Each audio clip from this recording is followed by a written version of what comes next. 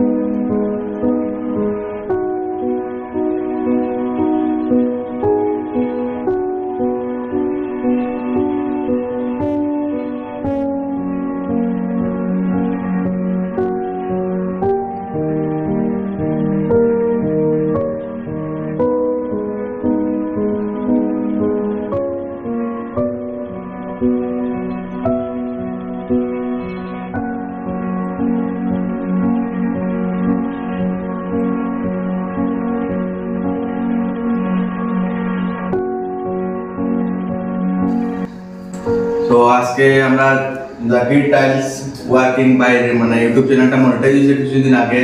তো ভাই মানে অ্যাডসেন্স দুটো প্রবলেম আসলো বাদে আমি ওটা ঠিক করিয়ে দিছি। তো ভাই বলছেন মানে পেমেন্ট আবার করে আমার ইনভাইট করবা আবার লাগে। পেমেন্টটা আইছে ভাই মানে কইছেন আমার ইনভাইট করছেন, আমি আইছি।